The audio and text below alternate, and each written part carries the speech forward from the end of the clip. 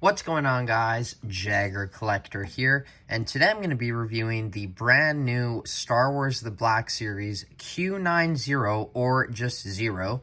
He is a part of the Mandalorian subline of the Galaxy packaging, or whatever it's called. It's the new kind of artwork.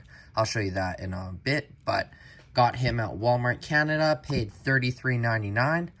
Before I start this review, I just want to point out that my figure does have an error on him. The legs, I have two right legs. This is supposed to be where these three lines are. They're supposed to be on this side, and wouldn't work because even if you went like this, you can't even. And then the upper part is wrong. So, if any of you could let me know if you had that problem in the comments below, it'd be greatly appreciated. But besides that, let's get into Q9's review.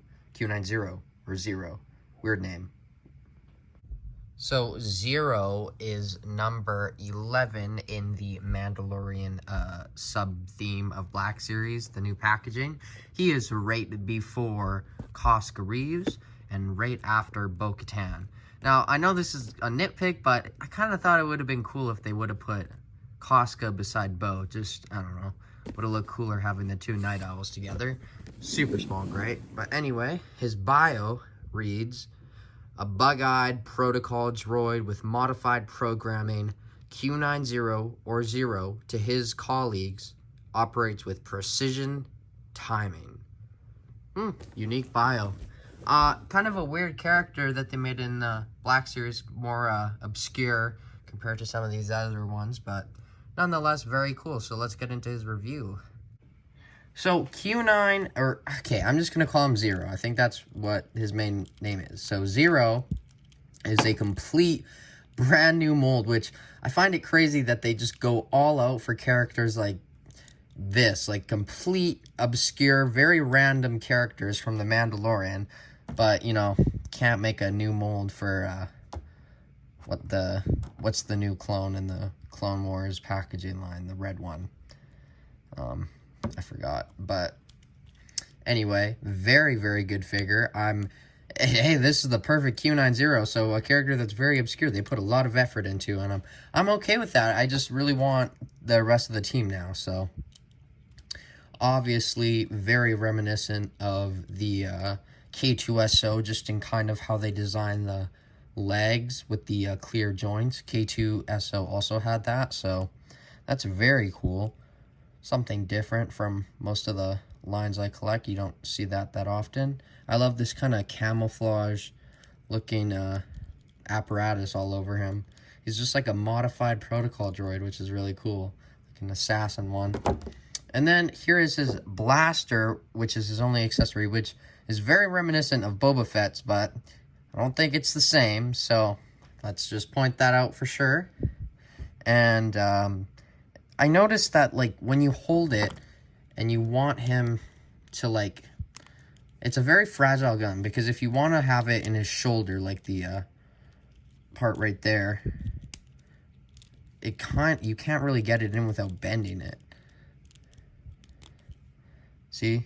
It's starting to bend, so I recommend not doing that and just having him hold it, basically. But there's all the kind of wires below. Very, very nice. Like, this is a great figure. I'm just shocked they put this much effort into it.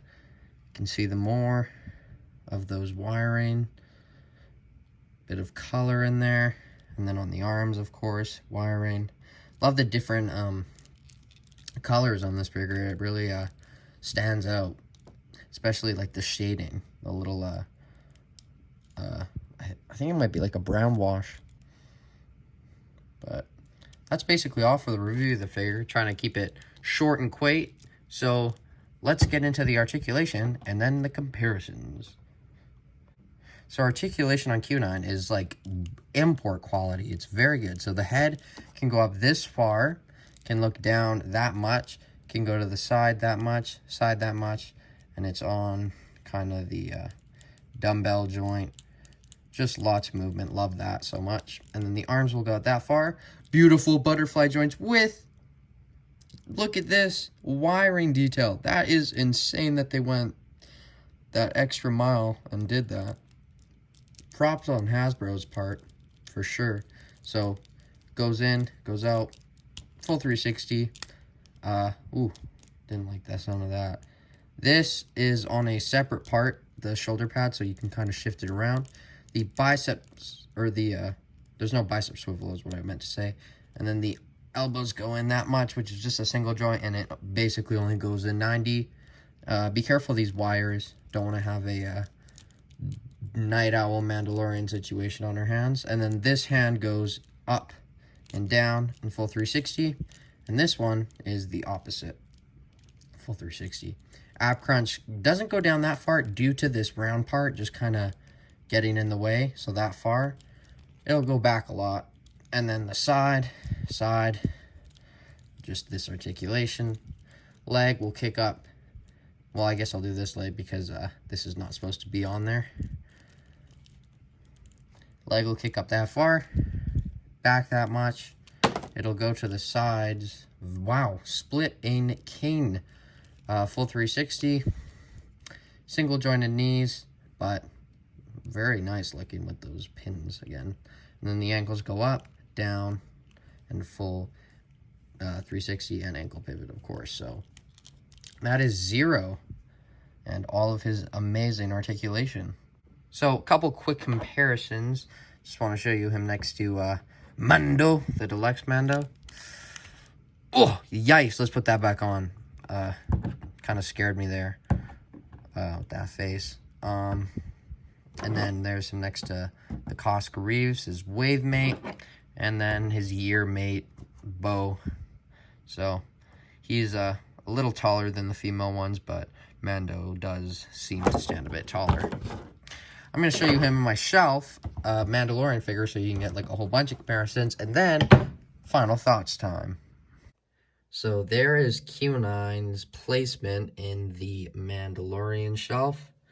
Full collection tour coming at 100 subscribers. That will be my subscriber special.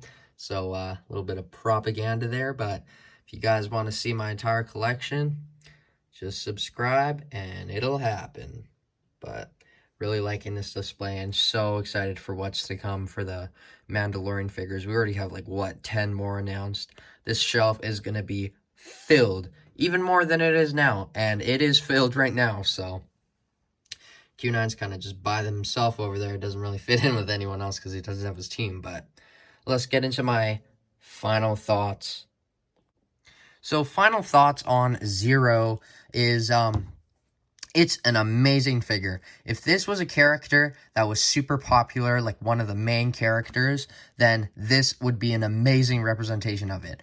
It is a great figure. The only thing detracting from its amazing aspects and everything that's going for it is that it's just kind of a lesser known black character. Like, he was in the show for what, like 2 minutes maybe in screen time, and then that's it. But you know, I'm open to them doing all the characters from The Mandalorian, so I'm not one to say anything because I will buy all of them. Give me more Mandalorian figures. So overall, I've been giving a lot of 8 out of 10s recently, but I think that's suiting for him. He's a great figure. He's just, yeah, I'll give him a 7 out of 10. He's not as good as some of the other ones. But great figure. And that, of course, the QC issue with the Ron leg is really sucky, and wish Hasbro would stop doing that stuff, but I'm sure that's only on mine, but maybe I'll get another one in the future. We'll see. Thank you for watching my review. As always, like, subscribe, follow me on Instagram at Jagger Collector, all lowercase, one word, and I will see you in my next review, which will be an action figure. Bye, guys.